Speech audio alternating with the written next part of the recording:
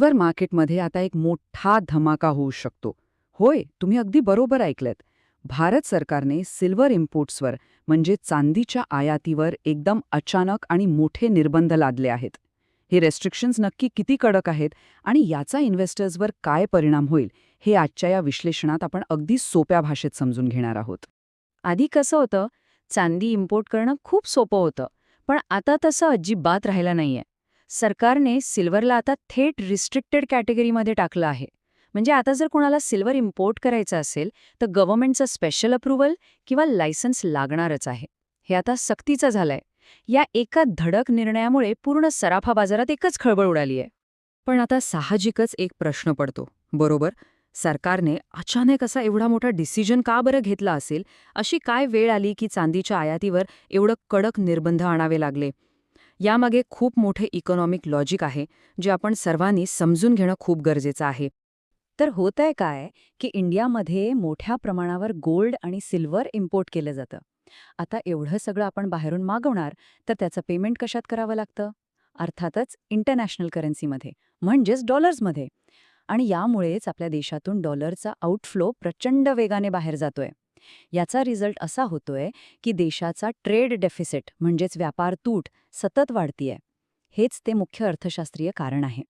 आणि म्हणूनच इथे सरकारचा मुख्य गोल एकदम क्लिअर आहे. हा जो डॉलर आउटफ्लो होतोय ना, तो कुठेतरी थांबवायचा आणि ट्रेड डेफिसिट लवकर कंट्रोलमध्ये आणायचा. देशाची इकॉनॉमी स्टेबल ठेवण्यासाठी आणि परकीय चलनाची ही गळती रोखण्यासाठी सिल्वरला रिस्ट्रिक्टेड कॅटेगरीमध्ये टाकणं हा सरकारने एक अतिशय स्ट्रॅटेजिक उपाय शोधून काढला आहे. आता पुढे काय होणार? एक्सपर्ट्स यावर काय सांगतायत? तर बघा, या नवीन नियमांमुळे इंडियामध्ये आता सिल्वरचे प्राइसेस झपाट्याने वाढू शकतात. कारण जेव्हा सप्लाय कमी होतो तेव्हा साहजिकच किमती वाढतात. मार्केटमध्ये व्हॉलॅटिलिटी म्हणजेच अस्थिरता पण खूप वाढणार आहे. त्यामुळे ज्वेलरी इंडस्ट्री आणि सिल्वरमध्ये इन्व्हेस्ट करणाऱ्या लोकांसाठी ही खरंच खूप इम्पॉर्टंट आणि मोठी अपडेट आहे. थोडक्यात सांगायचं तर पूर्ण परिस्थिती आता बदलली आहे. एक काळ होता जेव्हा सिल्वर एकदम फ्रीली इम्पोर्ट व्हायचं, व्यापार एकदम सोपा होता. आणि आता आता हे एक रिस्ट्रिक्टेड, लायसन्स्ड बेस्ड आणि हायली व्हॉलेटाईल मार्केट बनलं आहे.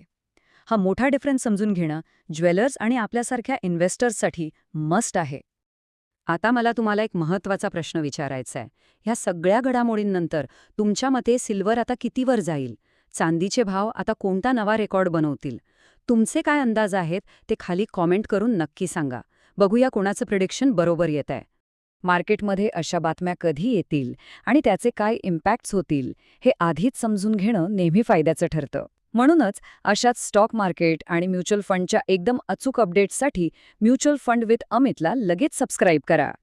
आणि हो, जाता जाता एक महत्त्वाची गोष्ट, तुम्हाला जर SIP म्हणजेच SIP सुरू करायची असेल आणि तुमच्या इन्व्हेस्टमेंट जर्नीला एक योग्य स्टार्ट द्यायचं असेल तर तुम्ही आम्हाला नक्की कॉन्टॅक्ट करू शकता. नंबर आहे 8793547299. या नंबरवर कॉल करा आणि योग्य माहिती मिळवा. आजच्या या विश्लेषणात इतकंच. पुन्हा भेटूया अशाच एका भन्नाट आणि माहितीपूर्ण टॉपिकसोबत.